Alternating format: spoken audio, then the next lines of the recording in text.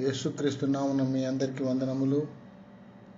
ఈ యొక్క సమయంలో లాక్డౌన్ సందర్భంగా మనం అందరం కూడా చాలా వరకు ఇళ్లలోనే ఉండి దేవుని యొక్క నామాన్ని ధ్యానిస్తున్నాము, ఘనపరుస్తున్నాము.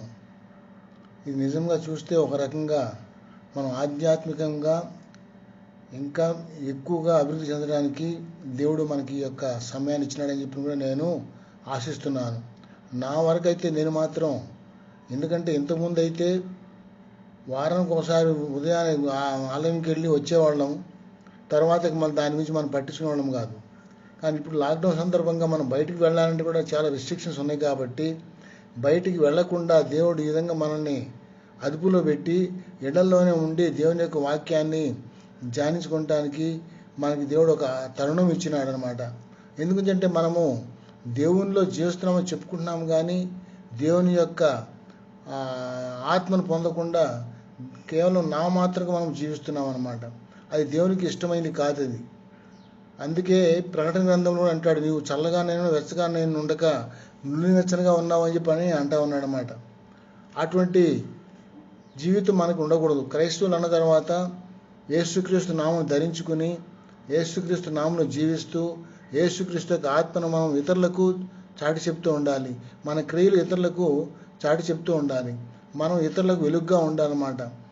మనలో ఆ వెలుగు లేకపోతే మన జీవితం వ్యర్థము. యేసుక్రీస్తు ఈ లోకం వచ్చింది కూడా వ్యర్థమే, ఎందుకు పనికిరాదు. అందువలన యేసుక్రీస్తు శిలువ మీద మన గురించి చనిపోయి పునరుద్ధరణ అయింది కూడా వ్యర్థమే. అందుగురించి యేసుక్రీస్తు వారు పదే పదే ఈ లోకంలో ఉన్నప్పుడు మనకి ఎన్నోసార్లు మనకి ఆ యొక్క ఉపమానాల ద్వారాను ఎన్నో సందర్భాల్లో మన హెచ్చరికలు చేసిందన్నమాట. పరలోకంలో వెళ్ళాలంటే నేనే మార్గం అని చెప్పినాడు మరి యేసుక్రీస్తు. అటువంటి యేసుక్రీస్తు మనం ఎంతవరకు సంతోషపరుస్తున్నాము, ఇంకనూ ఆయన సెలువు వేస్తున్నామని చెప్పి నేను అనుకుంటున్నాను. ఎందుకంటే చాలామంది ఇంకా దౌర్భాగ్యపు జీవితంలో జీవిస్తున్నారు.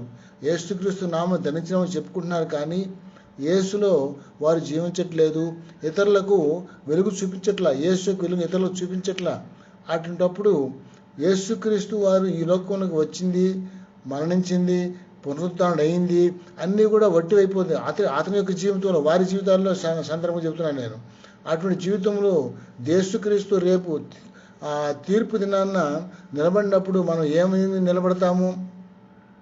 ఆ తీర్పు దినాన మనము ఆయన ముందు నిలబడి నేను ఇది చేశాను, దాన ధర్మాలు చేశానని చెప్పి, లేకపోతే ఆలయంకి సమయానికి వెళ్ళానని చెప్తే మాత్రం అది లాభం లేదనమాట. మన జీవితాల్లో ఎంతో మనము మార్పు చెందిగా ఉండాలి. మార్పు లేని జీవితం వ్యర్థము. అందుకే మన పుట్టిన మొదలుకొని ఇప్పటి వరకు ఇదే విధంగా ఉంటే, ఏ విధంగా పుట్టామో అదే విధంగా ఉంటే మన జీవితాలు వ్యర్థం అన్నమాట. కాబట్టి మనం ఎల్లప్పుడూ కూడా ఆయనలో జీవిస్తుండాలని చెప్పి ఆయన కోరుకుంటున్నాడు. నా యొక్క జీవితంలో కూడా చూసినట్టయితే నేను క్రైస్తవ కుటుంబంలో జీవించిన వాడను. క్రైస్తవులు మా తల్లి గారు తల్లిదండ్రులు అక్కడ ఎన్నో ప్రార్థనలు చేసేవారు. క్రైస్తవ జీవితంలో జీవించాను, కానీ యవ్వనం దశలో ఉన్నప్పుడంతా కూడా సినిమాలకు వెళ్ళటము ఇవన్నీ కూడా మామూలుగానే వెళ్తూ ఉండేవన్నమాట. అవన్నీ కూడా మనకేంటి తెలియక చేస్తున్న తప్పులు అవి. ఈ రోజుల్లో తెలిసి కూడా మనం తప్పు చేస్తే దేవుడు దాన్ని క్షమించడు. మనం ఏంటంటే యవ్వన దశలో చేసేటప్పుడు అన్నీ కొన్ని మనం తెలియక చేసే తప్పులు అవి. తప్పని తెలిసి కూడా చేస్తున్నాం, అది కూడా కరెక్ట్ కాదు. అది ఆ తప్పని తెలుసు మనకి, మన తల్లిదండ్రులు మన హెచ్చరికలు చేస్తూ ఉంటారు. అయినా మనం ఆ హెచ్చరికలు మనం ఏం ఖాతరు చేయం అసలు. మనం దీనికి కారణం ఏంటి అంటే దేవుణ్ణి అసలు మనం ఆరాధించట్లేదు అనమాట, ఘనపరచట్లేదు, మహింపరచట్లేదు. అది అన్యులకి ఏమైపోతుందంటే వీరు క్రైస్తవులు ఈ విధంగానే ఉంటారు అని చెప్పని చెడ్డ పేరు వస్తూ ఉంటుంది. అటువంటి చెడ్డ పేరు యేసుక్రీస్తుకి దేవునికి రాకూడదు. నీ జీవితం నా జీవితం ద్వారా యేసుకు మంచి పేరు రావాలంటే మన జీవితము వెలుగుగా ఉండాలి. ఆయన వెలుగు మనలో ఎల్లప్పుడూ కూడా ప్రకాశిస్తూ ఉండాలని చెప్పని నేను మిమ్మల్ని కోరుతున్నాను. నాకు ఈ యొక్క సమయాన్ని ఇచ్చినట్టు లాబాను గారికి కూడా నేను ఎంతో ధన్యుడు అనమాట. ఎందుకంటే లాబాను గారు ఈ విధంగా పరిచర్యకి అనేక మంది ప్రోత్సహిస్తున్నందుకు కూడా ఆయనకి ఎంతో నేను కృతజ్ఞతలు చెప్పుకుంటున్నాను.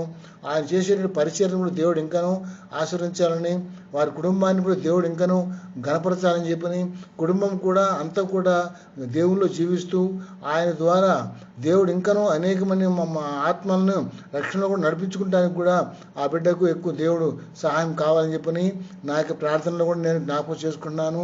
మీరు కూడా ఈ విధంగా అనేక మంది సేవకులు ఈ రోజుల్లో దేవుని పరిచర్య గురించి వాడబడుతున్నారు. వారికి ఏంటంటే దేవుని పరిచర్య ఏంటంటే అనేక మందిని పాపంలో జీవించే వారిని మార్చబడటానికి వారి యొక్క తాపత్రయం అన్నమాట. యేసుక్రీస్తు కూడా వచ్చింది ఆ ఉద్దేశంతో వచ్చినారు ఈ లోకానికి. అట్లా లేకపోతే ఆయన రావటం ఉద్దేశం కూడా ఉపయోగం లేదు. దేవుడే మనుష్యావతారికి లోకానికి వచ్చినాడు యేసుక్రీస్తు నామములో. కాబట్టి మనము ఆయనకు మహిమ తెచ్చేలాగా మన జీవితాలు ఉండాలని చెప్పని మిమ్మల్ని కూడా అనేక మందిని నేను ప్రార్థిస్తున్నాను. నా యొక్క ప్రార్థనలో కూడా ఎల్లప్పుడూ కూడా మీ యొక్క జీవితాల గురించి కూడా నేను మీరు ఆ విధంగా జీవించాలని చెప్పి కోరుకుంటున్నాను. కాబట్టి మీరు అందరూ వినేవారు. ఇప్పుడు మనము ఈ లాక్డౌన్లో ఉన్నాము కాబట్టి ఈ విధంగా వాక్యాన్ని అనేక మీడియా ద్వారా మనం వింటున్నాము. దేవుడు మనకి ఎన్నో గొప్పచ్చినాడు. కానీ ఈ చూడండి, ఈ యొక్క సెల్ ఫోన్ ఉందంటే దీంట్లో అనేకమైన ఉన్నాయి. దీంట్లో మనం ఒక రకంగా చూస్తే ఇవన్నీ దేవుని యొక్క వాక్యాన్ని వినడానికి ఉపయోగిస్తున్నాము. ఇంకొకరు వేరే విధంగా ఉపయోగిస్తూ ఉంటారు, ఇంకొకరు వేరే విధంగా ఉపయోగిస్తారు. కానీ ఇదే పరికరాన్ని దేవుడు మరి మానవుడికి ఇచ్చిన జ్ఞానం ద్వారా తయారు చేయించాడు. ఆ పరికరం ద్వారా మనము దేవుని నామాన్ని కనపరచడానికి మనం ఉపయోగించాలి. కానీ ఇతర వివిధాలుగా మనం దాన్ని ఉపయోగించకూడదు. ఎందుకంటే ఆదాము అప్పుడు ఆ ఏదైనా తోటలో మంచి చెడ్డలు ఇచ్చే చెట్టు ఇచ్చాడు, తర్వాత జీవవృక్ష ఫలాలు ఇచ్చే చెట్టు ఇచ్చినాడు. ఇవన్నీ కూడా దేవుడు ముందే చెప్పినాడు, అయ్యా మీరు ఇది చేయండి అది చేయొద్దని చెప్పినాడు. కానీ అదేవిధంగా మీ సెల్ ఫోన్లో కూడా ఎన్నో రకాలుగా వస్తుంటాయి. కాబట్టి మనము ఆ యొక్క సెల్ ఫోన్ల ద్వారా కూడా బైబిల్లో మర్మాలు లేకపోతే బైబిల్ని మనం ధ్యానిస్తూ ఉండాలి. అనేకమంది వాక్యాలు వస్తూ ఉన్నాయి సెల్ ఫోన్ ద్వారా.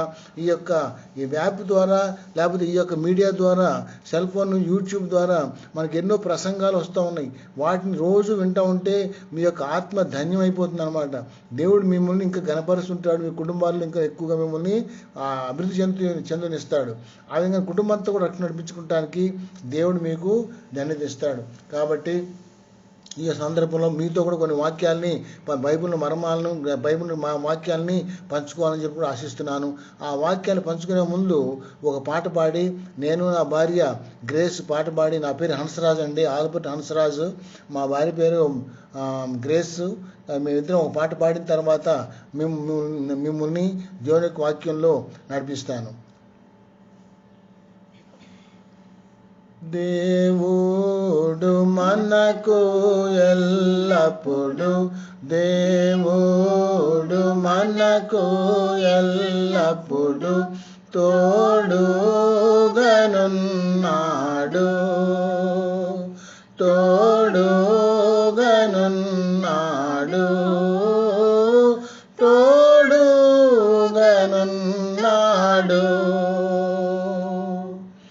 ఏదెనులో ఆదాముతో నుండెన్, ఏదెనులో ఆదాముతో నుండెన్, హానోకు తోడా నేగేను, హానోకు తోడా నేగేను. దీర్ఘదర్శకులతో నుండెన్, దీర్ఘదర్శకులతో నుండెన్. ధన్యులు దేవుని గలవారు, ధన్యులు దేవుని గలవారు, తోడుగనున్నాడు. దేవుడు మనకు ఎల్లప్పుడు, దేవుడు మనకు ఎల్లప్పుడు తోడుగనున్నాడు, తోడుగనున్నాడు, తోడుగనున్నాడు.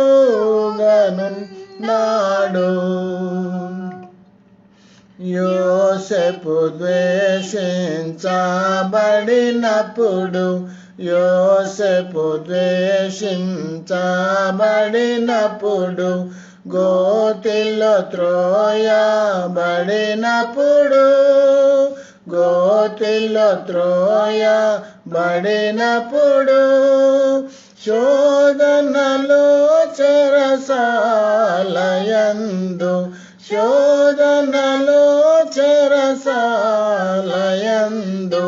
సింహాసనమెక్కినయప్పుడు సింహాసనమెక్కినయప్పుడు తోడుగనున్నాడు దేవుడు మనకు ఎల్లప్పుడు దేవుడు మనకు ఎల్లప్పుడు తోడుగనున్నాడు తోడుగనున్నాడు తోడుగనున్నాడు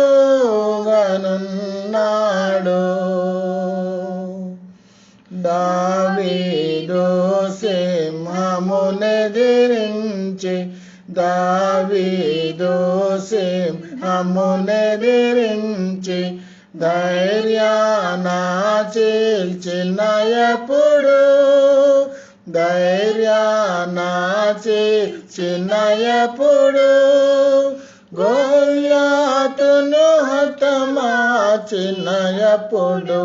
గోల్యాతును హతమార్చినప్పుడు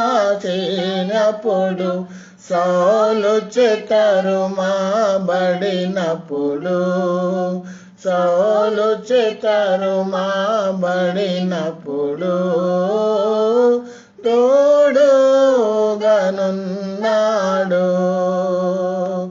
దేవుడు మనకు ఎల్లప్పుడు దేవుడు మనకు ఎల్లప్పుడు తోడుగనున్నాడు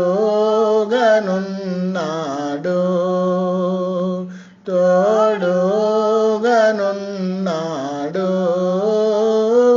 తోడుగనున్నాడు.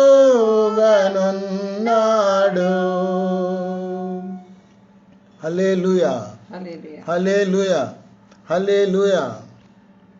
ఈ యొక్క పాటలో 8 వాక్యాలు ఉన్నాయి, వచనాలు ఉన్నాయి. కానీ మేము 3 వచనాలు పాడాం, ఎందుకంటే సమయం చాలా అయిపోతుంది కాబట్టి సమయాన్ని మనం కుదించుకోవాలి.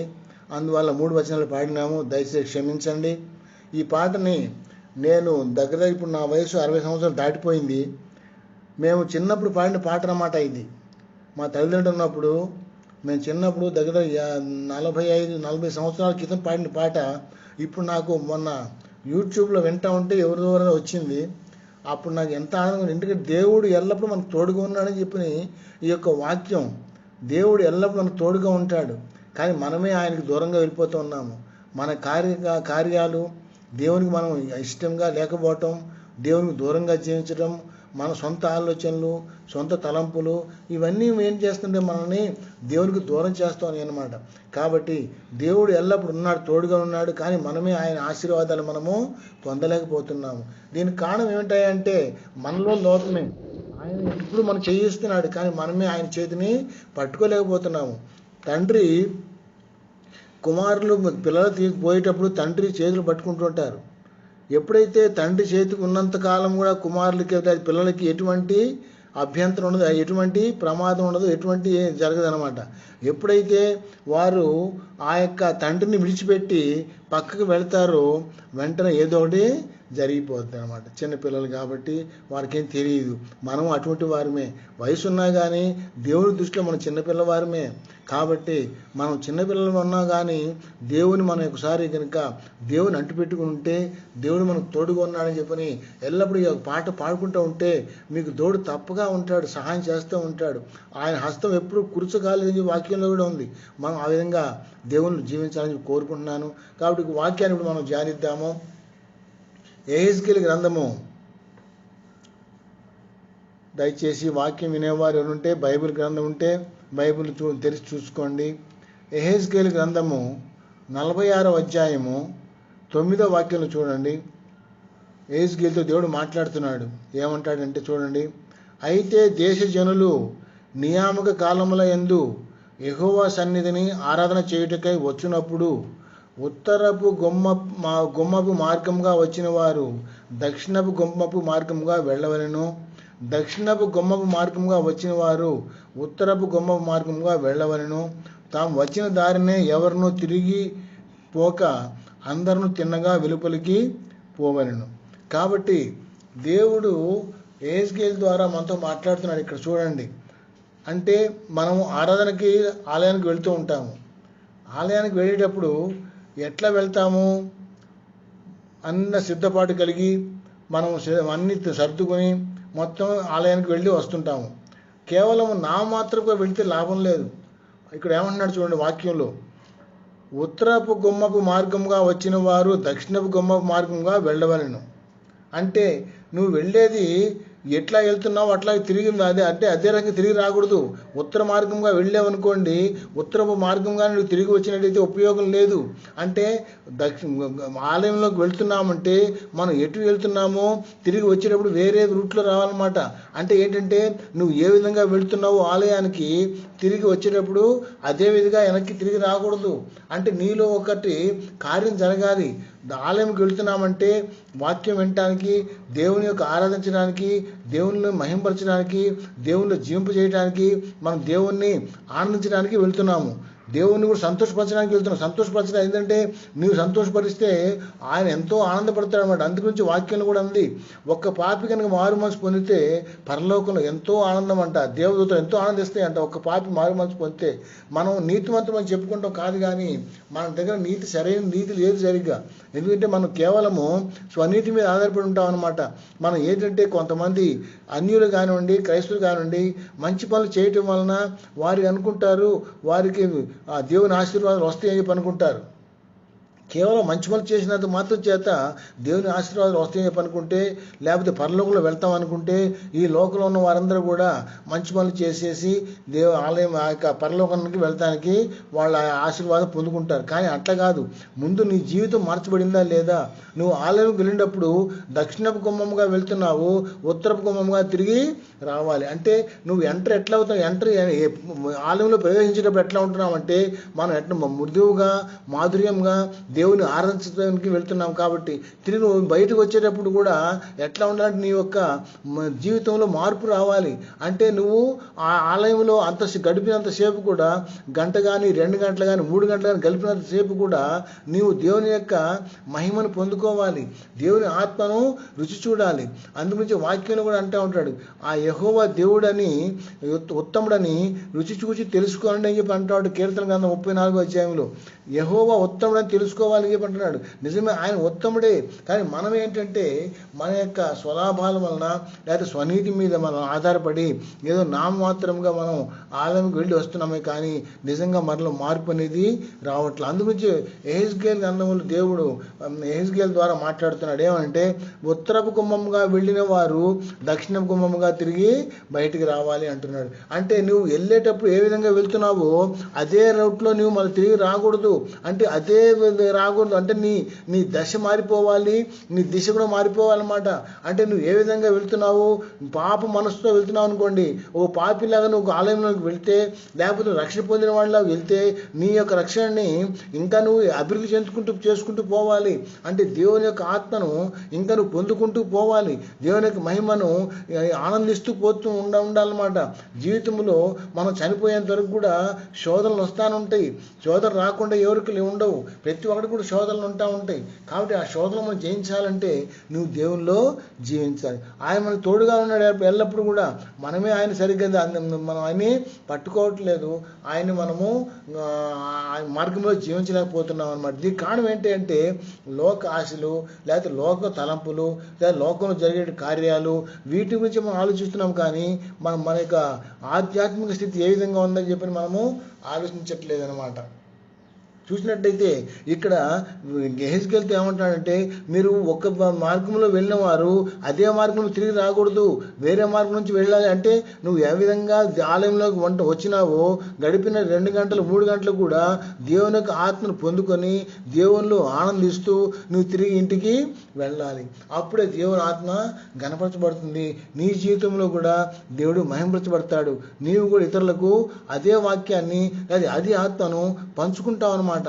నువ్వు ఎప్పుడైతే దేవుని ఆత్మ నువ్వు ఆలయంకి వెళ్ళిన తర్వాత ఒక మార్గంలో వెళ్ళి నీ దశ మారిపోయిందో లేదా నీ దిశ మారిపోయిందో నువ్వు ఇతరులకు ఏం చేస్తావంటే నా దేవుడు కనపరచబడినవాడు, నా దేవుడు నాకు ఇటువంటి సహాయం చేసినాడు, లేకపోతే నా జీవితంలో ఆత్మ ద్వారా నేను ఎంతో ఆనందిస్తున్నాను అని చెప్పి నువ్వు ఇతరులకు సాక్ష్యము చెప్పగలుగుతావు.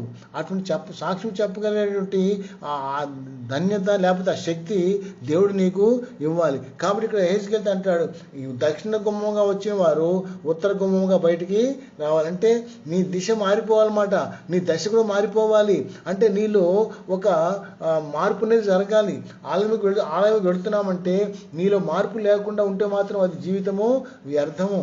కాబట్టి నేను కూడా ఆ మార్పు కలిగిన జీవితం ఉంటే తప్పగా దేవుడు నీకు నాకు సహాయం చేస్తాడు.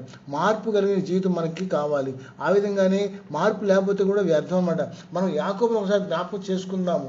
యాకోబు యొక్క జీవితంలో ముందు ఎట్టున్నాడు, తర్వాత ఏ విధంగా తయారైపోయినాడు చూసినట్టయితే యాకోబు తన యొక్క ముందు జీవితంలో తన అన్నయ్య ఏశావుని ఏ విధంగా చేశాడంటే మోసం చేస్తాడనమాట.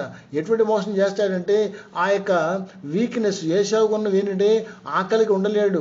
అందువల్ల యాకోబు ఏశావు నుండి ఆ యొక్క కోరికను తీరుస్తాడు. ఏంటంటే కేవలం చిక్కుడుకాయల కూరకే ఆయన తన జ్యేష్ఠత్వ హక్కుని అమ్మేసుకున్నాడు అన్నమాట ఏశావు. కాబట్టి యాకోబు ఆ విధంగా జిత్తులు మారిలాగా అంటే ఏంటంటే కపటంగా ఆ యొక్క యాకోబు ఏశావు యొక్క ఆ జ్యేష్ఠత్వాన్ని కొట్టేసినాడు. తర్వాత ఇంకో విధంగా చూసినట్టయితే తండ్రి అయినటువంటి ఇస్సాకు కూడా వృద్ధుడైనప్పుడు ఏశావుతో అంటాడనమాట, నాకు మంచి వంటగా చేసి పెట్టాలి, నీవు వేటాడి వచ్చి మాంసం నాకు పెట్టాలి అని చెప్పి అన్నప్పుడు ఇది ఏశావుతో చెప్పిన మాట యొక్క ఇస్సాకు చెప్తాడు. ఎప్పుడైతే ఈ మాటని ఆ యొక్క భార్య అంటే ఇస్సాకు యొక్క భార్య రెబ్కా విన్నదో అది రెబ్కా ఏంటంటే యాకోబుకి ఎక్కువ సపోర్ట్ చేస్తూ ఉంటుంది అనమాట. ఇది మంచిది కాదు. తల్లిదండ్రులైనటువంటి వారు ఇద్దరిని ఒకే రకంగా చూస్తూ ఉండాలి. కానీ ఇక్కడ చూసినట్టయితే యాకోబుని ఎక్కువ ప్రేమిస్తుంది రెబ్కా. కాబట్టి ఏశావుకు వచ్చేటువంటి ఆశీర్వాదాలని ఆ ఏశావుకు రానియకుండా యాకోబుని ప్రేరేపిస్తుంది అనమాట. కుమారుడా, ఇట్లాంటి నీ తండ్రి ఏశావుకి ఇట్లాగా ఆశీర్వాదం ఇవ్వబోతున్నాడు, కాబట్టి నువ్వు కూడా పోయి ఏదో ఒకటి మాంసం తీసుకొచ్చేస్తే ఆ గొర్రె పిల్లలకు వధించేసి చేస్తే నేను వంటి పెట్టేస్తాను, కాబట్టి నువ్వు నీ తండ్రి దగ్గర తీసుకెళ్ళావంటే ఆశీర్వాదం వస్తాయని చెప్పిన తర్వాత ఆ ఏశావు ఏం పాపం అమాయకుల్లాగా వెళ్ళిపోతాడు. ఇక్కడ యాకోబు ఏమేం చేస్తాడంటే మోసం చేసి ఆ యొక్క ఆ హక్కుని లేదా ఆశీర్వాదం పొందడానికి ప్రయత్నిస్తుంది. దీంట్లో ఆ యొక్క తల్లి అంటే రెబ్కా కూడా పాత్ర ఉన్నది. కానీ ఇక్కడ మన తల్లి గురించి మనం చెప్పుకోవట్లేదు, కానీ ఇక్కడ యాకోబు యొక్క పాత్ర చూడండి.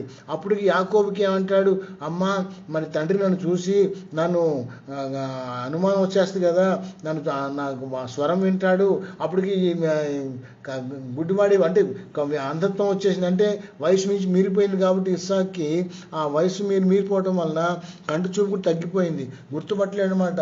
కేవలం శబ్దాన్ని గుర్తుపట్టగలుగుతాడు, ఆ స్వరాన్ని గుర్తుపట్టగలుగుతాడు, తడివి గుర్తుపట్టగలుగుతాడు, మనిషి తడివి గుర్తుపట్టగలుగుతాడు. కాబట్టి మరి నాన్నయ్య నన్ను గుర్తుపట్టేసేస్తే నాకు వచ్చేటువంటి ఆశీర్వాదం కంటే తర్వాత శాపం వస్తుందేమో అని చెప్పి అన్నప్పుడు లేదు నేను చూసుకుంటాను ఆ విషయం అంతా కూడా రెబ్కా ఎట్లా చేస్తుందంటే చూడండి, యాకోబుని కూడా ఆ విధంగా మార్చేసింది. యాకోబు యొక్క పాత్ర ఉన్న రెబ్కా పాత్ర కూడా ఉంది దాంట్లో. యాకోబు కూడా మోసం చేసి ఆ విధంగా తీసుకొచ్చి ముందుగానే ఆ యొక్క వంటకాన్ని ఇచ్చేది. ఈ విధంగా యాకోబు అప్పటికి ఇస్సాకు కూడా తడుముతాడు అనమాట.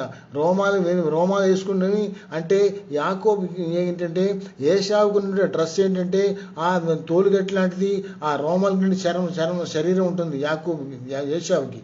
అటువంటి ఏశావుకు నుండి ఆ యొక్క ఆ వేషాన్ని యాకోబుకి తగిలిచ్చేస్తుంది. చూడండి, ఏశావుకేమో రోమాలు ఉంటాయి అంతా కూడా. ఇక్కడైతే అదే రోమాల్ని తయారు చేసి ఒక తోలు దట్లా తయారు చేసి చేసిన దాన్ని రోమాలు కలిగిన యొక్క ఆ చర్మాన్ని యాకోబుకి తగిలించి మీ నాన్నకి వెళ్ళి ఆ వండినట్టు ఆ యొక్క మాంసాన్ని ఇవ్వమని చెప్పి అన్నప్పుడు యాకోబు అప్పటికి తండ్రితో అడుగుతాడు. అంటే చూసి శరీరాన్ని చూసి యాకోబు ఏశావే అని చెప్పి అనుకుంటాడు అని మాట్లాడినప్పుడు యాకోబు యొక్క స్వరం కూడా గుర్తుపట్టేస్తాడు. ఇది యాకోబు స్వరం లాగా ఉంది అని చెప్పి అంటాడు. చూడండి ఎన్ని అబద్ధాలు ఆడతాడు చూసారా, ఎన్ని మోసాలు చేస్తాడు చూసారా. ఒక్కటి కాదు, అన్ని మోసంతో బతికినవాడు. కానీ ఎప్పుడైతే రిబ్కా ఏశావు తర్వాత ఆశీర్వాదాలను పొందడానికి ఆ యొక్క కుదరనప్పుడు ఆల్రెడీ నేను అంటాడనమాట. ఎవరు మన తండ్రి ఏమని అంటాడంటే, నేను ఆల్రెడీ ఆ యొక్క ఆశీర్వాదాలను ఇచ్చేసినాను, ఇంకా నా దగ్గర ఆశీర్వాదాలు లేవని చెప్పి అన్నప్పుడు తండ్రిని ఎంతో బతికినాడతానమాట. నాకు ఒక్క ఆశీర్వాదం ఇవ్వమని చెప్పి అన్నప్పుడు కానీ ఏమంటాడంటే ఆఖరికి పగబడతాడు. చూడండి, ఏశావు యాకోబు మీద పగబడతాడు. అంటే జీవితం ఏ విధంగా చూడండి, యాకోబు జీవితము మోసకారిగా ఉంటే జీవితం అటువంటి వాడు తర్వాత 20 సంవత్సరముల తర్వాత మారు మనసు వచ్చేసింది. చూడండి, ఎందుకంటే యాకోబు ఆ యొక్క బయలుదేరేటప్పుడు ఆ యొక్క లాభాన్ దగ్గరికి వెళ్ళేటప్పుడు ఒక కర్రతోనే పోతాడనమాట. చూడండి, యాకోబు ఇస్సాకు దగ్గర నుంచి వెళ్ళేటప్పుడు ఎంతో సంపద ఉంది, ఆస్తి ఉంది, అయినా కానీ ఒక కర్ర ఇచ్చి పంపిస్తాడు యాకోబుతో.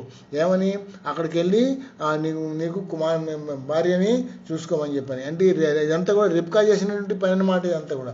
అప్పుడు ఆ కర్ర తీసుకుని వెళ్తాడు. మార్గ మధ్యంలో ఎన్నో శోధనలు వస్తాయి, అవన్నీ ఎదుర్కొంటాడు, వాడిని జయించుకుంటూ పోతాడు.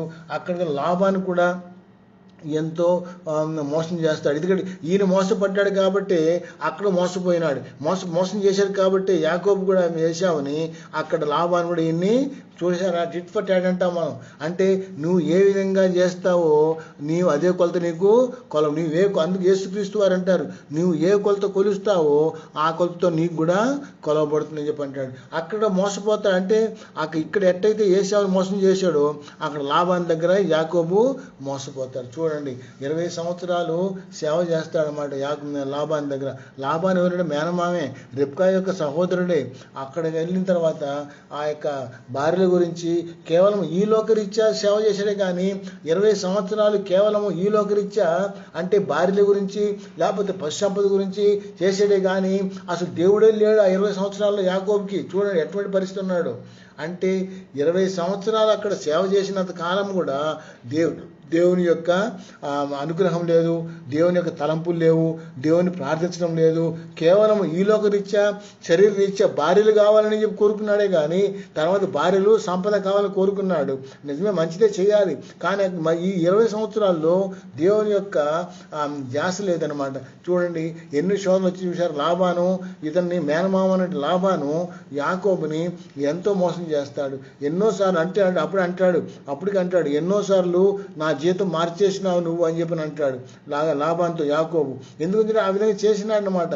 లాబాను కూడా చాలా కుయుక్తిగా ఉన్నాడనమాట. మేనమామే, సొంతవాడే, బయటవాడు కూడా కాదు. అయినా కానీ మన జీవితాల్లో కూడా మన బంధువులు కూడా ఎంతోమంది మనల్ని మోసం చేస్తూ ఉంటారు. అంటే ఇక్కడ చూసినట్టు యాకోబు జీవితంలో అటువంటి ఆ అన్నని మోసం చేసినటువంటి వాడు, అన్న యొక్క ఆశీర్వాదాలు పొందుకున్నవాడు, అన్న యొక్క జ్యేష్ఠత్వ హక్కును పొందుకున్నవాడు ఏ కుయుక్తితో వల్ల పొందుకున్నాడు అన్నమాట. ఇవన్నీ కూడా అతని కుయుక్తి ఏంటంటే ఏ విధంగా జ్యేష్ఠత్వ హక్కును పొందుకోవాలి. కేవలము ఆ యొక్క చిక్కుడుకాయల వంటకానికి ఏశావు అమ్ముడుపోయినాడు. తర్వాత ఈ యొక్క ఆశీర్వాదం పొందడానికి కూడా మోసం చేసి అది ఆ యొక్క ఆశీర్వాదాన్ని పొందుకుంటాడు. ఇస్సాకుతో కూడా అబద్ధాలు ఆడతాడు. నేనే యాకోబుని ఏశావుని చెప్పి అంటాడు. తర్వాత స్వరం నీదిగలాగా లేదని చెప్పి అన్నప్పుడు లేదు నేనే అని చెప్పి అంటాడు. అంటే ఎన్ని అబద్ధాలు ఆడుతుందో చూడండి.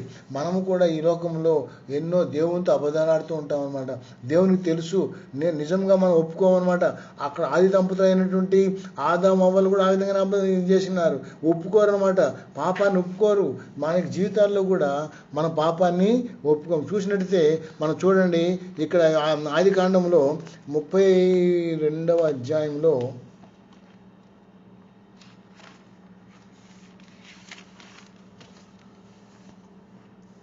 33వ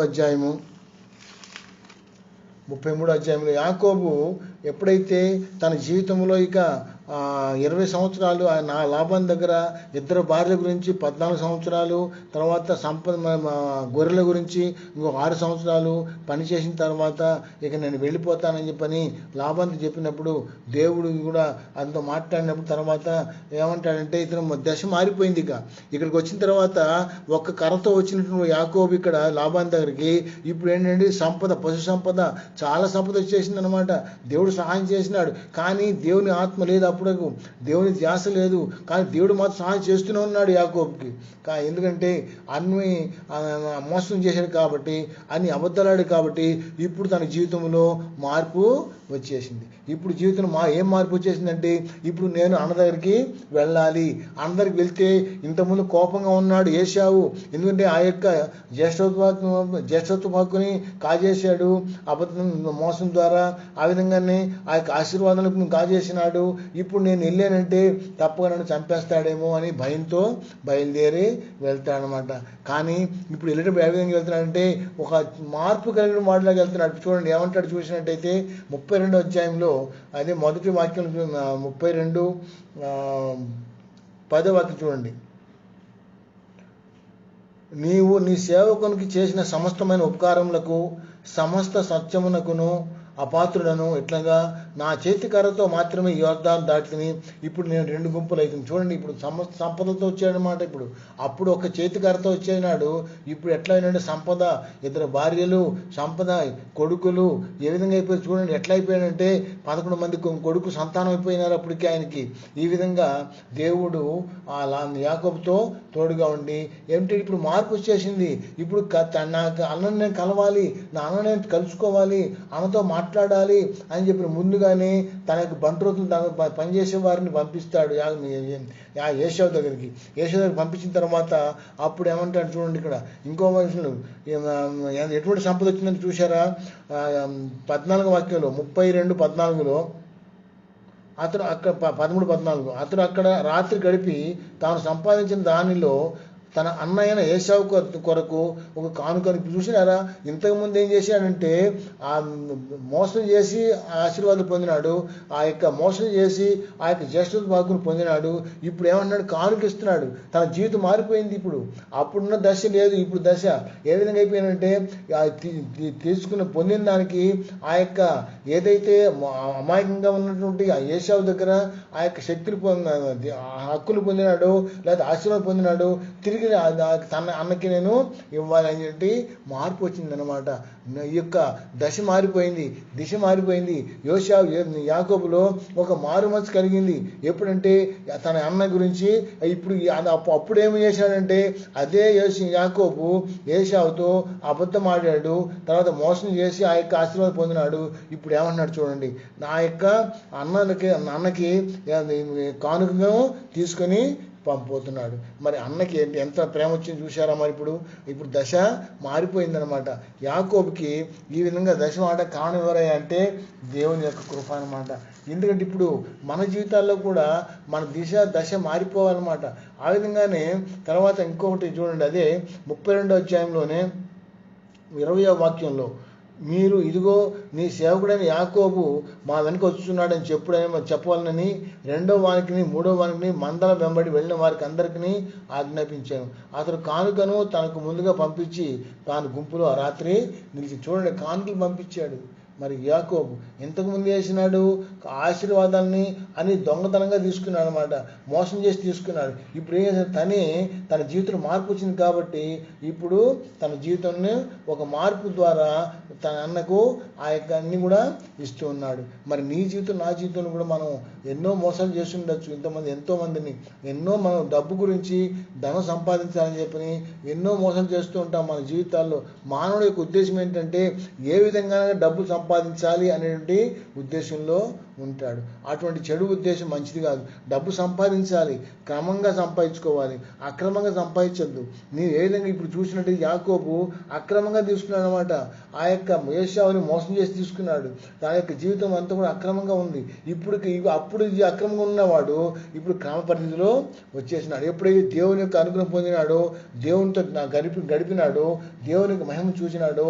అంతకుముందు 20 సంవత్సరములు యాకోబుకి దేవుని దర్శనం లేదు, దేవుని దేవుని చూపు లేదు, దేవుని మాట లేదు, దేవుని ప్రార్థన లేదు, ఏమీ లేదు. కానీ ఎప్పుడైతే మార్పు కలిగిందో నా అన్నగారికి వెళ్ళాలి, వెళ్ళే ముందు కానుకని ఇవ్వాలి, నా అన్నకి వెళ్ళేటప్పుడు నీ పిల్లలు ఇదిగో నీ పిల్లలు అని చెప్పి నేను చెప్పాలి అని చెప్పి నీ దాసునికి ఇచ్చినట్టు దేవుడు ఇచ్చినట్టు అనుగ్రహించినట్టు నీ పిల్లలు అని చెప్పి చెప్తాడనమాట. చూసినట్టయితే యాకోబు యొక్క జీవితంలో ఆ మార్పుకు కారణం ఏంటి అంటే దేవుని యొక్క కృప అక్కడ కనబడుతుంది. దేవుడు చూశాడు, ఆ యొక్క దేవుని యొక్క శక్తి యాకోబు పొందుకున్నాడు కాబట్టి మార్పు వచ్చింది. ఇంతకుముందు నేను పాపం చేశాను, ఇంతకుముందు నిన్ను మోసం చేశాను, ఇప్పుడు అందుకని చూడండి పొట్టి చక్కి కూడా యేసుక్రీస్తు ఆ యొక్క మార్గంలో వెళ్తున్నప్పుడు, ఆ యొక్క ఎరుక మార్గం వెళ్తున్నప్పుడు జక్కయ్య కూడా వస్తాడు, చూస్తాడు. జక్కయ్య చూసి యేసుక్రీస్తు చూసి నేను ఏ విధంగా యేసుక్రీస్తు చూడాలి అని చెప్పని ఉద్దేశంతో వస్తాడు. చూసిన తర్వాత కేవలం చూడాలి అని చెప్పి వస్తాడే కానీ ఆయన జీవితంలో మార్పు రావాలి కాదు. ఈ జక్కయ్య ఎటువంటి వాడంటే ట్యాక్స్ కలెక్టర్, అక్రమంగా సంపాదిస్తాడు. ట్యాక్స్ కలెక్టర్ మనకు అందరూ తెలిసిన వాళ్ళే కదా. ఈ రోజుల్లో ట్యాక్స్ కలెక్ట్ చేసే వాళ్ళందరూ ఏం చేస్తారంటే కొంత డబ్బు అక్రమంగా దాచిపెట్టుకుంటారు, కొంత డబ్బు గవర్నమెంట్కి ఇస్తూ ఉంటారు. ఇది చాలా అక్రమ సంపాదన. అది అక్రమ సంపాదన దేవునికి ఇష్టమైంది కాదు. అటువంటి అక్రమ సంపాదనలో నువ్వు దేవునికి కానుక ఇచ్చినా కానీ ఆ కానుక ఇంపైంది కాదు. అది దేవుడు ఆ కానుకను ఆశీర్వదించడు. ఆ కానుక నువ్వు అది వాడబడితే వాడకుండా ఉండవు, కానీ నీ హృదయాన్ని చూస్తాడనమాట. నువ్వు ఏ విధంగా సంపాదించావు, ఏ విధంగా దాన్ని నీ దేవునికి సమర్పించుకుంటున్నావు అని చెప్పని దేవుడు చూస్తాడు. మరి ఈ విధంగా ఈ యొక్క జక్కయ్య కూడా ఆ విధంగానే చేసిందనమాట. ఏది అంటే పాపంలో జీవించినాడు, అక్రమంగా సంపాదిస్తున్నాడు. ఎప్పుడైతే యేసుక్రీస్తు చూడాలని చెప్పి యేసు ఎవరో అని చూడగోరని చెప్పి అంటాడు వాక్యంలో. యేసు ఎవరో అని చూడగోరు లోకాసువార్త అంటాడు. ఆ ఎవరో చూడగోరని అన్నాడే కానీ నిజంగా ఈ జక్కయ్య జీవితంలో మార్పు రావాలని కాదు. ఆ నాకెందుకులే యేసుక్రీస్తు ఎటువంటి వాడైతే అని చెప్పి అనుకుని ఉంటే బాగుండేది. కానీ ఏంటంటే అసలు అందరూ చాలా మంది యేసుక్రీస్తు చుట్టూ తిరుగుతున్నారు, యేసుక్రీస్తు వెంటకు నడుస్తున్నారు. మరి ఏందో అసలు ఆయన ఏంటో చూద్దాము, ఆ స్వభావం ఏంటో చూద్దాము, ఎటువంటి వాడు చూద్దాము, గంభీరంగా ఉన్నాడేమో లేకపోతే రాజ కిరీటం పెట్టుకున్నాడేమో అని అనుకున్నాడే కానీ సామాన్య మానవులాగా ఉన్నాడని చెప్పి ఆయనకి తెలియదు. ఆ గుంపు ఉన్నప్పుడు కన్నా ఆ గుంపులో యేసుక్రీస్తు ఆయనకి కనబడబోయేటప్పటికల్లా మేడి చెట్టు ఎక్కాడు. చూడండి, మన జీవితాల్లో కూడా మనము కూడా ఆ యొక్క మేము పైకి ఎక్కితేనే మనం దేవుణ్ణి చూడగలుగుతాము. పైకి ఎక్కడం అంటే ఏంటంటే కష్టపడాలన్నమాట. ఆ మేడి చెట్టు ఎక్కాలంటే కష్టపడాలి. నువ్వు దేవుని చూడాలంటే నీ జీవితంలో వచ్చే కష్టాలని నువ్వు జయించుకుంటూ పోతూ ఉండాలి. ఎప్పుడైతే నువ్వు జయించుకుంటావో ఆ జయించుకుని జయ జీవితము దేవునికి ఇంపుగా ఉంటుంది. ఇక్కడ మేడి చెట్టు ఎక్కాడు జక్కయ్య. కానీ యేసుక్రీస్తు చూసిన తర్వాత యేసు యొక్క చూపే జక్క మీద పడి చూడు. అక్కడ జక్కయ్య చూడాలని చెప్పి అనుకున్నాడు కానీ యేసుక్రీస్తు చూపి జక్కయ్య నువ్వు త్వరగా దిగిరా అని చెప్పి అన్నాడు. ఎటువంటి దేవుడు మన దేవుడు, జీవం కలిగిన దేవుడు, ప్రేమ కలిగిన దేవుడు. నేను ఎక్కడ ఉన్నా కానీ ఆయనకి తెలిసిపోద్ది అనమాట. నువ్వు ఎటువంటి పాపలు జీవిస్తున్నావో తెలిసిపోద్ది, నువ్వు అక్రమంగా జీవిస్తున్నావో తెలిసిపోద్ది. నీ అక్రమ సంపాదన కానివ్వండి, అక్రమ జీవితం కానివ్వండి, కుటుంబాల్లో సంతోషం లేకపోవడం కారణం ఏంటంటే మనము దేవుణ్ణి ఆనందించలేకపోతున్న కారణం. కుటుంబాల్లో ఆనందం లేదు, ప్రేమ లేకపోవడం కారణము, భార్యాభర్తలకు ప్రేమ లేకపోవడం కారణము, లేకపోతే పిల్లలకి తల్లిదండ్రులకి ప్రేమ లేకపోవడం కారణం ఏంటంటే మన యొక్క అక్రమ జీవితాలు, లేకపోతే మన సొంత తలంపులు. దేవుని ధ్యాస ఉండదు, దేవుని జ్ఞానం ఉండదు, దేవుని మహిమపరచడం ఉండదు, ఇంటిలో కుటుంబ ప్రార్థన ఉండదు. ఇవన్నీ కూడా ఏంటంటే దేవుని యొక్క శక్తి మనము పొందలేకపోతున్నాం అనమాట. దేవుని శక్తి పొందలేకపోతుంటే మరి దేవుడు నీకు నాకు ఏ విధంగా ఉంచుతాడు, మరి సహాయం చేస్తుంటాడు. మరి నీవు ఆయన దూరంగా వెళ్తుంటే ఆయన సహాయం ఏం చేయగలుగుతాడు? ఇక్కడ జక్కయ్య వచ్చాడు, యేసు చూడాలని చెప్పి వచ్చాడే కానీ యేసు నన్ను పిలుస్తానని చెప్పి అనుకోలేదు ఆయన. ఎప్పుడైతే యేసుక్రీస్తు జక్కయ్య త్వరగా దిగిరా, ఎదురడం అబ్రహాం కుమారుడే అని చెప్పని ఇతని ఇంటికి నేను రక్షణ వచ్చిందని చెప్పి అనేటప్పుడు ఇలా జక్కయ్య ఎప్పుడైతే యేసుక్రీస్తు పిలిచాడో పిలవంగానే మార్పు కలిగింది. జక్కయ్య హృదయం అంతా కూడా మారిపోయింది. ఇంతకుముందు పాపంలో జీవించిన వాడు, సైతాన్లో జీవించినాడు, అక్రమంగా జీవించినాడు, ఇంతకుముందు దేవుడికి దూరంగా జీవించిన వాడు ఇప్పుడు ఏ విధంగా అయిపోయినాడంటే ఒప్పుకొని వచ్చేసింది అనమాట. ఏమంటాడు చూసారా, నా ఆస్తిలో సగం భాగం పేదలకి ఇచ్చేస్తున్నానని చెప్పి అంటాడు. మరి ఈ విధంగా మరి నీవు నేను కూడా అక్రమమైన జీవితం జీవించిన వారమే. ఇంతకుముందు మనకు తెలుసు తల్లిదండ్రులకు ఎంతో వ్యతిరేకంగా జీవించిన వారమే. ఈ లోకంలో ప్రతి వారు కూడా పుట్టినప్పటి నుంచి కూడా ఇప్పుడు వరకు కూడా ఎన్నో పాపాలు చేస్తూ వచ్చినారు. కానీ నీలో ఆ యొక్క నువ్వు ఆలయంకి వెళ్తున్నావంటే, మార్పు లేకుండా మాత్రం నువ్వు ఆలయం తిరిగి వచ్చావంటే అది కేవలము నటనా జీవితము, వేషధారణ జీవితం అయిపోతుంది. మనం అటువంటి జీవితం మనకి ఉండకూడదు. మన జీవితాల్లో యేసుక్రీస్తు అంటే ఆదాములాగా మనం పాపాన్ని కప్పుకోకూడదు. మనం ఆదాము దేవుడితో మాట్లాడినప్పుడు ఏమిటయ్యా ఆదాము ఎందుకు చేసావని చెప్పారంటే, నాకు తెలియదు ఆ స్త్రీ చేసిందని చెప్పి అంటాడు. చూసారా, పాపం అన్ని కప్పుకుంటున్నాడు అనమాట. నా తప్పు లేదు, నేనేం తప్పు చేయలేదని చెప్పి అంటూ ఉంటాడు. ఆ స్త్రీ ఏమంటుందంటే, నా తప్పు లేదు, ఆ పాము నాకు ఇచ్చి, ఆ సర్పం నాకు ఇచ్చింది, ఆ సైతాన్ నాకు ఇచ్చాడు, కానీ తినేసాము అని చెప్పి అంటాడు. అంటే వాళ్ళకై వాళ్ళు మాత్రము దేవుని యొక్క శక్తిని దేవుని ముందే వాళ్ళు సమానం చెబుతున్నారు. దేవునితో సమానం చెబుతున్నారు. చూడండి ఎటువంటి వాళ్ళు అంటే దేవుడికి తెలీదా? దేవుడు ముందుగానే హెచ్చరించక చేసినాడు, అయ్యా మీరు ఆ పండును ముట్టుకోవద్దు, ఆ పండును తినద్దు అని చెప్పినప్పుడు మరి కనీసం మాట ప్రకారం ఉండాలి కదా. మనము కూడా ఈ రోజుల్లో అద్దె ఉన్నాము. దేవుని సేవకులు మనల్ని ఎంతోమంది హెచ్చరిక చేస్తూ ఉంటారు. దేవుని సేవకులు కాదు, తల్లిదండ్రులు కూడా ఎంతో హెచ్చరిక చేస్తూ ఉంటారు పిల్లలకి. పిల్లలు మరి వారు నిజంగా తల్లిదండ్రులు చెప్పిన ప్రకారంగా ఉంటున్నారా? ఉండలేకపోతున్నారు. ఎందుకంటే ఈ లోకంలో వచ్చినటువంటి ఆశలు అన్నమాట. ప్రతిదీ కూడా సైతానుడు మన జీవితాలను ఆ విధంగా మార్చేస్తూ ఉంటుంది. అంటే సెల్ ఫోన్ ఇచ్చేసింది, పిల్లలు కూడా ఏ విధంగా అయిపోయినారంటే సెల్ ఫోన్కి అడిక్ట్ అయిపోయి, అంటే దానికి ఆ లోబడిపోయినారనమాట. ఎప్పుడు ఆ సెల్ ఫోన్లో మునిగిపోతూ ఉంటారు. మరి దేవుని యొక్క వాక్యాన్ని సెల్ ఫోన్లో వింటే పర్వాలేదు, ఇతర కార్యక్రమాలని కూడా చూస్తూ ఉంటుంటారు, పనికిరాన్ని కూడా చూస్తూ ఉంటారు, దేవునికి దూరంగా చేసే కార్యక్రమాన్ని కూడా చూస్తూ ఉంటారు. అది దేవునికి ఇంపైంది కాదనమాట. కానీ దేవుడు మనం పెట్టిన సదుపాయం పెట్టినాడు, అది ఒక పనిముట్టే. ఆ పనిముట్టుని మనం ఏ విధంగా ఎట్లా వాడుకోవాలి అంతవరకే వాడుకోవాలి. దాన్ని మనం ఇష్టానుసారం వాడుకుంటే ఆఖరికి మనం ఏం చేస్తాంటే దాన్ని మన అందుకే పాపం పరిపక్వమై గర్భం కనుక పాపం పరిపక్వమై మరణాన్ని కంటుందని చెప్పని వాక్యంలో కూడా సెలవిచ్చినాడు అనమాట. ఈ విధంగా యాకోబులో కూడా ఇటువంటి జీవితాలు మార్చబడిందనమాట. ఎప్పుడైతే మార్చబడిందో ఇక అందుట్లో తర్వాత యాకోబు కూడా తన యొక్క జీవితంలో ప్రయాణంలో ఎప్పుడైతే ఏశావు అన్నని కలవటానికి వెళ్తూ ఉన్నాడో, తన ప్రయాణంలో కూడా ఏశావుతో మాట్లాడక ముందు ఇద్దరు ముగ్గురిని అంటే ఎందుకంటే భయం అనమాట. ఏశావు చంపేస్తాడేమని భయంతో బయలుదేరి వెళ్తున్నాడు. చూడండి, దేవుడు అంటాడు నువ్వు వెళ్ళు, నీ సహజాల దగ్గరికి వెళ్ళు అని చెప్పి అన్నప్పుడు ధైర్యంగా వెళ్ళాల్సిన ధైర్యం లేదు. ఎందుకు పాపం చేశాడు కదా, తప్పు చేశాడు కదా. ఏశావుని మోసం చేశాడు కాబట్టి తిరిగి ఏ ముఖం చెప్పు పెట్టుకుని వెళ్తాడు? పాపానికి కప్పి పెట్టేసినాడు కదా అంతకుముందు. ఇప్పుడు ఏంటంటే పాపాన్ని ఒప్పేసుకున్నాడు. అన్నయ్యతో సమాధాన పడి వెళ్తున్నాడు అనమాట. అన్నయ్య దగ్గరికి వెళ్ళిపోయి కానుకనిస్తున్నాడు. తర్వాత తన యొక్క బిడ్డలను చూపిస్తున్నాడు, భార్యలను బిడ్డలను అందరినీ చూపించి నీ దాసునికి ఈ దేవుడిచ్చినట్టు సంతానం అని చెప్పి చెప్తున్నాడు. ఎటువంటి చూడండి ఇంకేమంటాడు చూడండి, అదే 33వ అధ్యాయంలో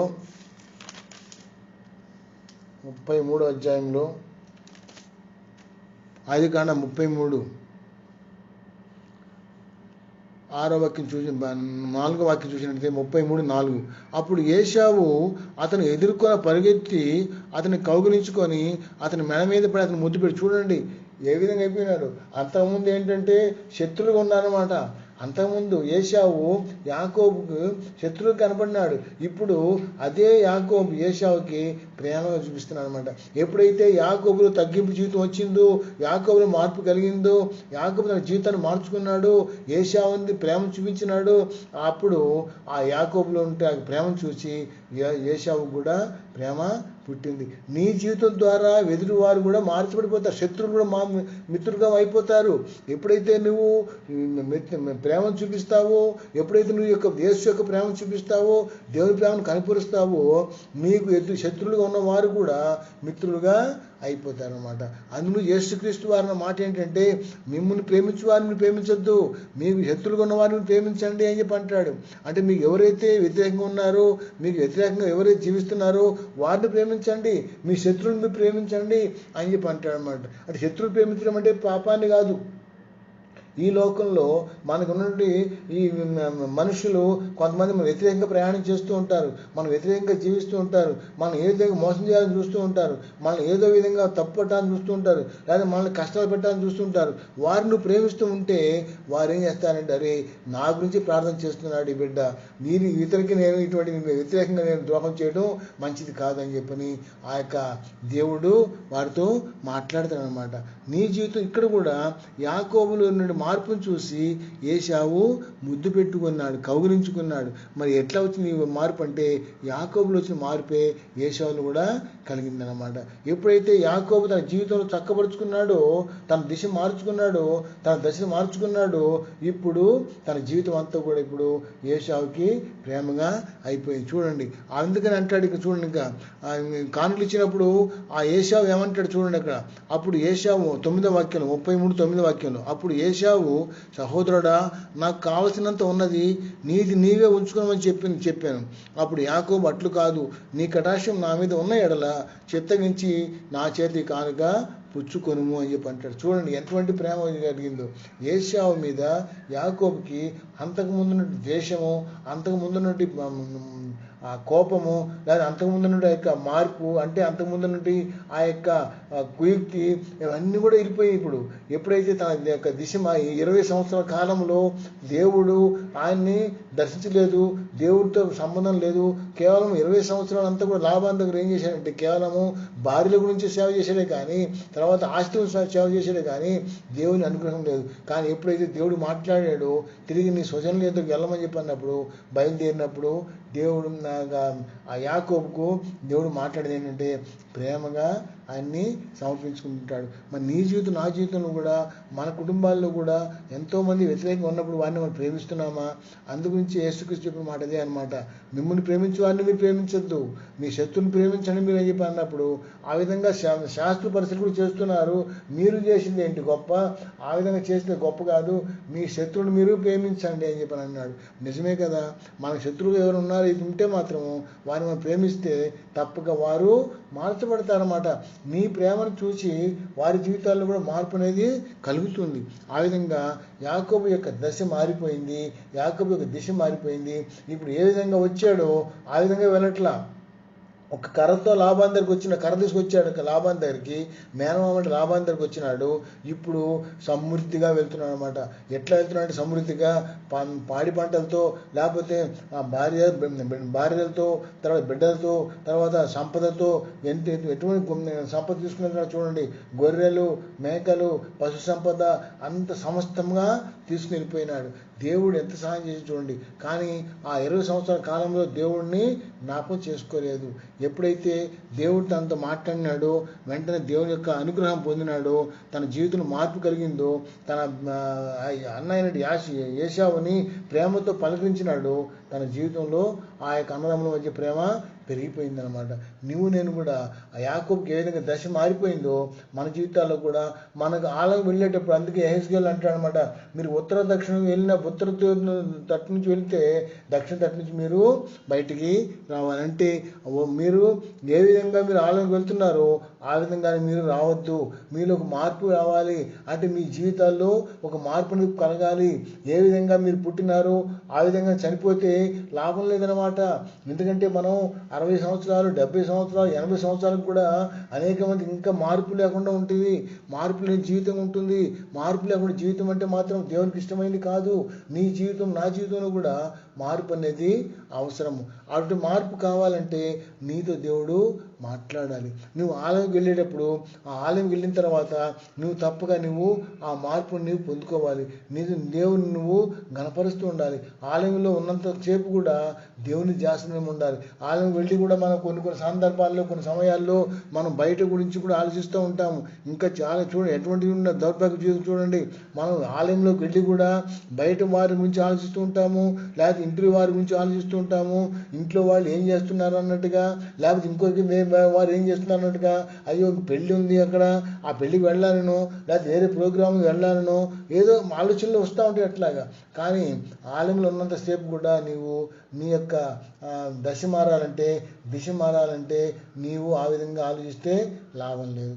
ఆలయం వెళ్ళామంటే ఆలయంలో ఉన్నంతసేపు కూడా నీ యొక్క ధ్యాస అంతా కూడా, నీ యొక్క దశ అంతా కూడా దేవుని మీద ఉండాలి.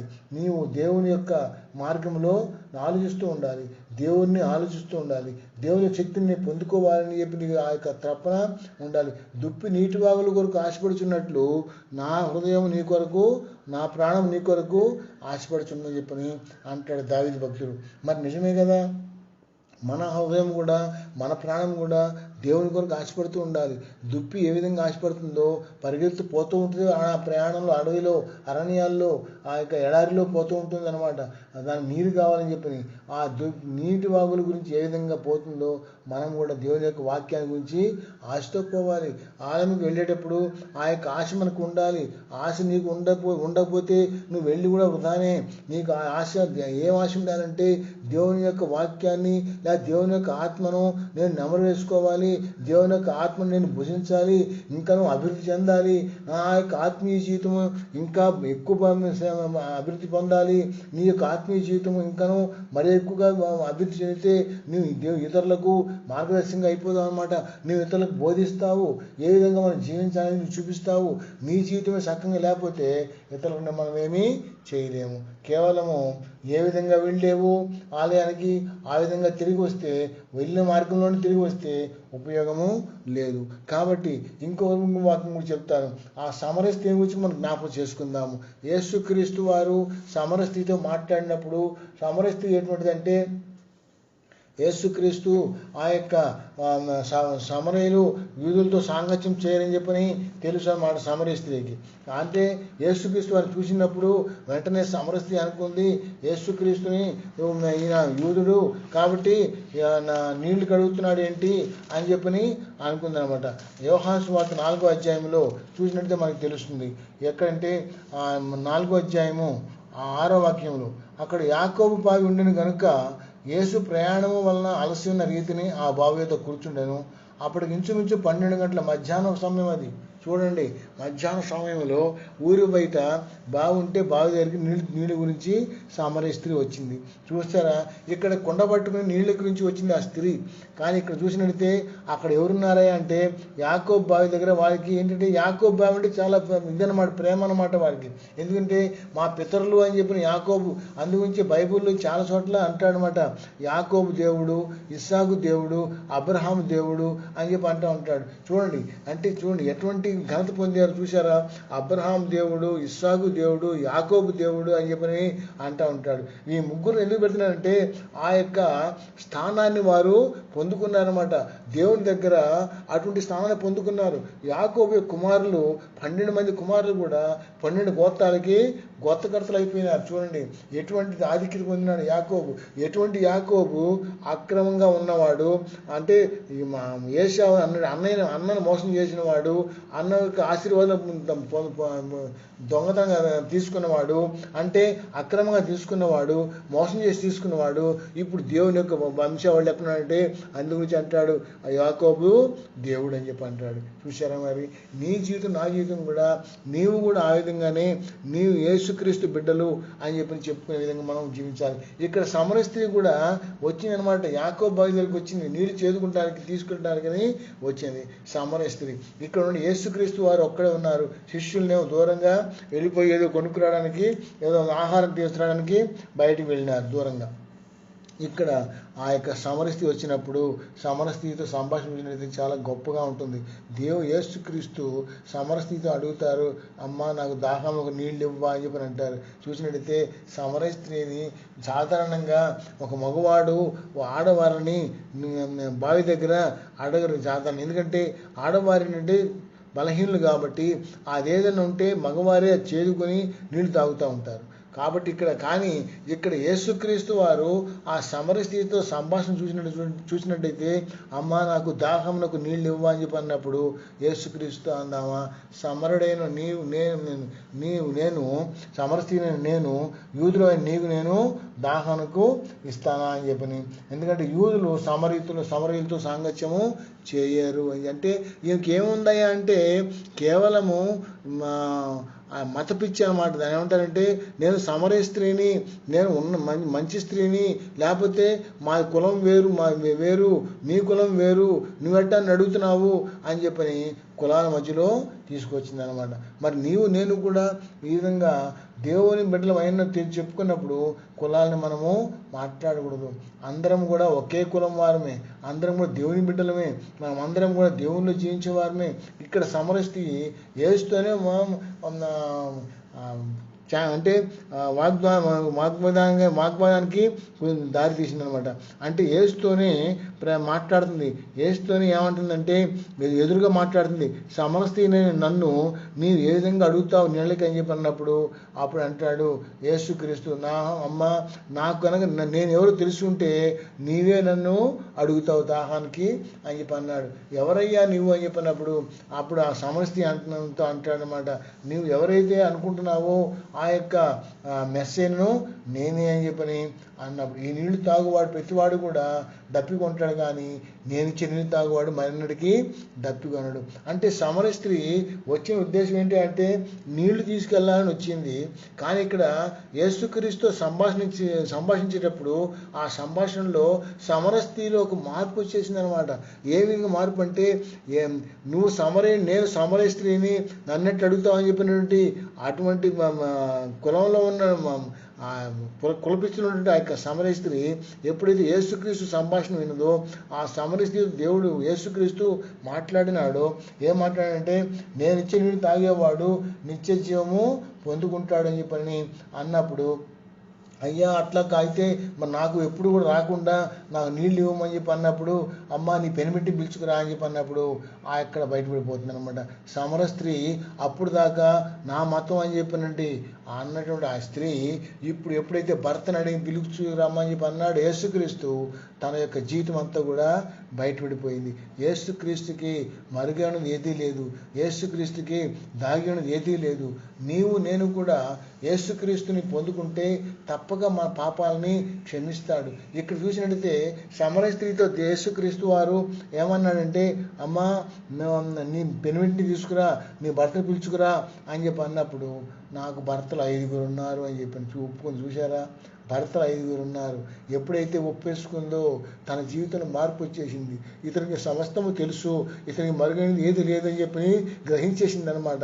ఎప్పుడైతే యేసుక్రీస్తు వారు నీ భర్త పిలుచుకురామని చెప్పి అన్నప్పుడు ఆ స్త్రీ యొక్క ఆ ఒప్పుకోలు, నాకు ఒక్క భర్త కాదు బాబు 5 పెనిమిట్లు ఉన్నారు, నీ పెనిమిట్లు అన్నావు కాబట్టి 5 పిలుచుకురామన్నప్పుడు ఏ విధంగా నేను చేయగలుగుతానని చెప్పని అన్నప్పుడు ఆ విధంగా మరి సమర స్త్రీలో మార్పు అనేది కలుగుతుంది. మరి నేను కూడా మార్పు కలిగిన స్త్రీ, ఆ సమర స్త్రీ అప్పుడు ఆ ఊరికి వెళ్ళిపోయి ఆ ఊరి వారికి వెళ్ళిపోయి నీళ్లు కొండ అక్కడే వదిలిపెట్టేసింది. అసలు వచ్చిన ఉద్దేశం వేరు, ఏ విధంగా వచ్చిందో ఆ విధంగా వెళ్ళలా. ఆ స్త్రీ వచ్చిన కొండ తీసుకొచ్చింది, కానీ ఇప్పుడు కొండను వదిలిపెట్టేసేసేసి ఆ కొండని అక్కడే వదిలిపెట్టేసేసేసి ఊరిలోకి వెళ్ళిపోయి యేసుక్రీస్తు గురించి సాక్ష్యం ఇచ్చింది అనమాట. నేను చేసిన తప్పులన్నీ కూడా నాకు చూపించేసినాడు, ఈయన నిజమైనటువంటి రక్షకుడు, ఆయన మెస్సయ్య, నేను చూశాను అన్నప్పుడు వెంటనే ఆ ఊరి వారందరూ కూడా ఆ యొక్క ఆ సమరయ స్త్రీ యొక్క మాటను బట్టి అందరిలో కూడా మార్పు వచ్చిందనమాట. అందరూ మారుమనసు పొందినారు, అందరూ రక్షణ నడిపించబడినారు. మరి నేను కూడా ఆలయం వెళ్ళేటప్పుడు ఏ విధంగా వెళ్తున్నామో ఆ విధంగా ఉండకుండా మన జీవితాల్లో ఒక మార్పు అనేది కలగాలి. దశ మారిపోవాలి, దిశ మారిపోవాలి. ఎప్పుడైతే మన మార్పు కలుగుతుందో అప్పుడు దేవుడు నీ జీవితంలో ఇంకా ఎంతో అద్భుతంగా వాడబడతాడు. దేవునికి నువ్వు రక్షకుడుగా నీ దేవునికి రక్షణ ఇచ్చినాడు. అటువంటి దేవునితో నువ్వు ఎల్లప్పుడూ కూడా తోడుగా ఉండి నిన్నటి ఆ యొక్క మనం ఏ విధంగా ఉందో ఆ పాటలో మనము ఎప్పుడు కూడా దేవుడు నాకు తోడుగా ఉన్నాడని చెప్పని పాటకుంటూ మన జీవితాన్ని సాగించుకోవాలి. నీది ఎప్పుడు తోడుగా ఉన్నాడు, మనమే ఆయనకు దూరంగా అయిపోతున్నాం. కాబట్టి నేను ఆ విధంగా ఉంటే తప్పగా సహాయం అయి ఉన్నాడు. కాబట్టి ప్రతి ఒక్కరు కూడా వారి యొక్క జీవితాల్లో దేవుణ్ణి ఆరాధించాలని చెప్పని, ఎల్లప్పుడూ దేవుణ్ణి కనపరచాలని, ఇతరులకు సహాయం చేసేవారు ఉండాలని చెప్పని నేను కోరుకుంటున్నాను.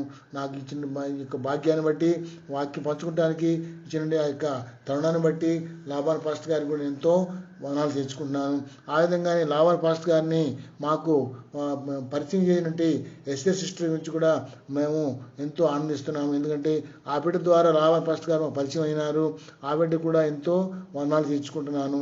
కాబట్టి మీరందరూ కూడా వాక్యానుసారంగా జీవించినట్టయితే తప్పక కుటుంబాల్లో ఎన్నో అద్భుతాలు జరుగుతాయి. అద్భుతాలు జరుగుటకి మీరు ప్రతి వారు కూడా మీకు తెలియదు అనమాట. అద్భుతాలు ఏదైనా జరుగుతాయో అవి ఆటోమేటిక్గా వచ్చేస్తూ ఉంటాయి. కాబట్టి నేను కూడా అటువంటి అద్భుతాలు పొందుకొని దేవుని కనపరచాలని చెప్పని ఈ యొక్క వాక్యం ద్వారా రచిస్తున్నాను. దేవుడి వాక్యాన్ని దీవించును గాక. ప్రార్థన చేసుకుందాము. కృపగల తండ్రి, ప్రేమగల నాయన, జీవముల దేవ, మహిమా స్వరూపుడా, ఈ యొక్క సమయంలో నాయన ఈ బిడ్డలకు వాక్యాన్ని పంచుకుంటానికి నీవు ఇచ్చిన భాగ్యాన్ని బట్టి స్తుతులు స్తోత్రం తండ్రి. నాయన ప్రభ లాభాన్ పాస్టర్ గారి యొక్క పరిచయం కూడా ఆశీర్వదించండి ప్రభునైనా. కుటుంబాన్ని ఆశీర్వదించండి. వారి తండ్రి ప్రభునైనా ఇంకా నీ యొక్క పరిచయం జరిగించుటకు కావాల్సిన ఆ సదుపాయాలను కూడా సమకూర్చుని ప్రభునైనా. నాయన ప్రభా ఆ విధంగా ప్రభా వారి యొక్క ఆర్థిక పరిస్థితి కూడా మెరుగుపరచండి నాయన తండ్రి. వారు ఎక్కువగా నాయన తండ్రి నాయన ఇంకా నీ ఆత్మను జంపు చేస్తూ అనేక మంది ప్రభునైనా రక్షణ నడిపించుటకు సహాయం దయచేయండి ప్రభా. కుటుంబాన్ని ఆశ్రయించండి నాయన ప్రభా. యొక్క సంఘాన్ని ఆశ్రయించండి, వారికి పరిచయం ఆశ్రయించండి నాయన ప్రభా. వాక్యం ప్రతి బిడ్డను తండ్రి ఆశ్రయించండి. కుటుంబాల్లో నాయన శాంతి సమాధానం దయచేసి నీవే కంతమని పొందమని వాక్య సమయం జింపు చేయుటకు నీ కృప చూపించమని యేసుక్రీస్తు నామమున వేడుకుంటున్నాను తండ్రి. Amen, amen, amen.